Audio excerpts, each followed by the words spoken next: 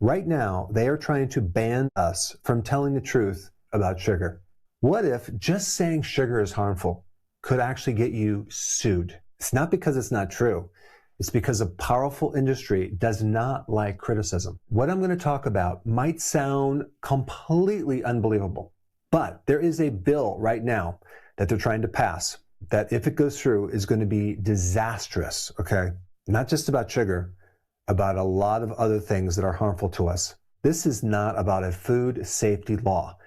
This is about a speech law. It controls who is allowed to criticize agriculture and who isn't. And it uses something called defamation as a weapon.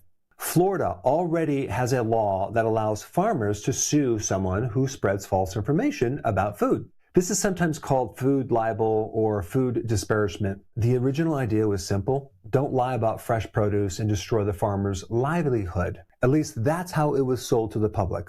But that's not how it's being used. Certain investigative journalists uncovered internal documents from large agriculture and chemical companies, and in those documents showed the real goal, which had nothing to do with protecting farmers. And instead, it had everything to do with what to do with critics. Environmental groups, journalists, activists, scientists. The strategy was to make lawsuits so expensive, so unpredictable that people would stop talking about it, even if they were right. The term for this is called chilling free speech. Here's where the current bill becomes very dangerous. The old law only applied to perishable foods because it limited the law to things like fruits and vegetables that spoil quickly.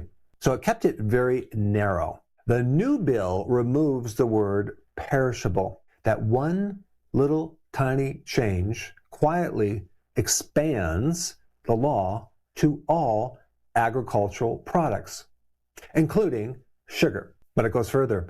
The bill also adds a new phrase, any agricultural practice used in production. That means criticism of pesticides, insecticides, fungicides, fertilizer, chemical runoff, water contamination, all now can be treated as disparagement.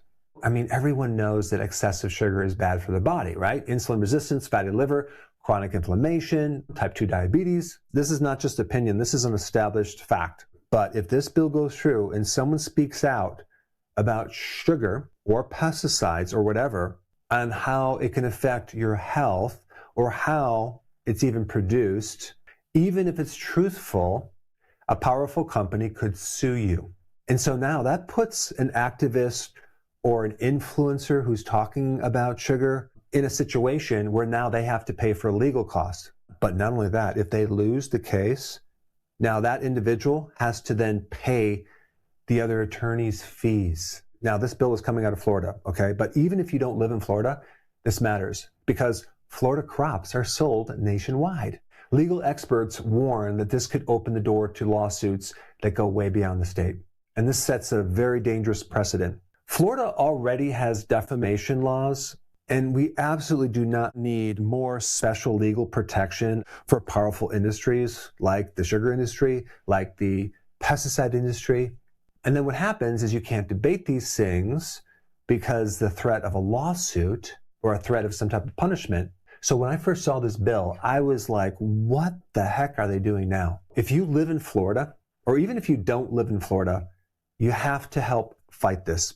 Because if this bill goes through, think about what the ultra-processed food companies can get away with.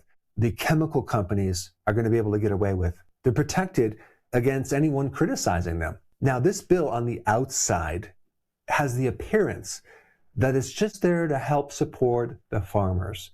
But if you read between the lines, the law is designed to silence the critics. And once free speech is silenced, public health is next. I mean, this is a pretty smart thing that these big companies are doing. If they can get this passed, they get so much protection against criticism. So when I was looking at this, I'm like, what is this playbook called? Well, it's actually called Weaponized defamation law. Or another name for it is using lawsuits to silence criticism. So I think a lot of influencers, activists, scientists would literally be very quiet because the amount of money that you would be sued for would literally drain your resources. So if you have the same viewpoint I have, Ultra-processed food is responsible for 80% of chronic disease. I highly recommend you click the link down below where you can actually sign off on a petition. If you live in Florida, you can call your local representative and complain, but we need to make a lot of noise right now, because if this bill goes through, it's going to be devastating for our children, for their grandkids, and for us as well. So please click the link down below and let's all work together to defeat this bill.